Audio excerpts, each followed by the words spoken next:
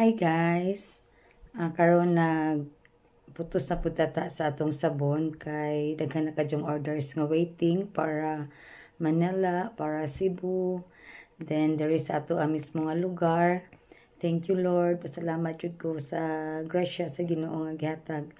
Human, pasalamat po ko sa nindot nga result sa atong sabon guys. Kung nakita ang katong nauna nahong gibaligyaan nga mi glow na jud ang ilang face, ang ilang skin. Bisag how silang giobserbahan after 7 days sa paggamit sa atong sabon. So karon happy ka jud ko guys nga ni-repurchase na sila. So mao na yang gitagan og barometer kung unsa jud ang atong sabon kung naay mo repurchase. So far so good. Human na natay mag-reseller. Sa gisang tong taga ato ang gusto mo palit, pwede ra mga to ni Ate Hiena or ni Ipay. And then sa Manila na si Mary Ann. Human sa Cebu na si Rose. Ingon po to si Hazel nga milyan nga bounset nga magtinda po siya dito. So thank you so much. Thankful ka ko guys nga nindot ang results sa atong sabon. Puhon kaluyan ta sa Ginoo, mas mudaghan pang atong mga customers. And then murag fulfilling kaadyo pa sa akong part nga wa jud ko nag-expect nga maka-come up ko ani nga klase nga sabon.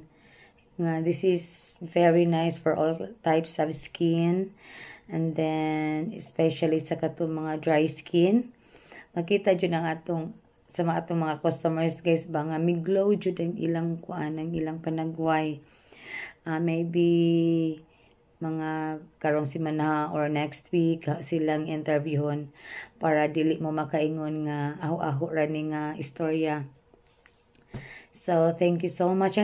Anyway, ani na yung atong packaging karon guys. Nigamit na mi og kuan craft paper kay agatugong baking paper is glossy siya, so ang tungod kay oily ang atong sabon makuan sa papel bitaw mao man ang sauna kani asidya. Pag kunin namong giputos kay sobra mao na lang ni sobra sa among kani ang plastic. So karon ang among gigamit is craft paper na unya human aning na nga bag. Kaso ang among gipahimo nga sticker dapat dili namo ipapilit, wa pa na human. Kay ang trabaho is naglain pa ang lawas. So inani sa karon ng atong packaging guys. Wa pa gyapon tay sticker, pasensya na mo. Pero maningkamot paghapon ta guys, gunahon na kung saan pang-improve ang atong kuan, ang atong packaging. Anyway, ang atong pong kuan sa sabon, ingon po ng atong mga customers nga okay na niya atong mga ingredients. Kaya ang atong yung ingredients ani guys is organic ang pinaka-main. Ang madidi cacao, ang juice sa dahon sa madidi cacao atong extract. And then ato na si Jangi sagulan og olive oil, castor oil, virgin coconut oil, gatas, essential oil, ang ato pong base, soap base, ato po nagisagulan siya o propylene, propylene, and then vegetable glycerin liquid, and then asteric acid, giputangan gapon na nato virgin coconut oil. So, makaingon jud ko guys nga safe ang atong sabon.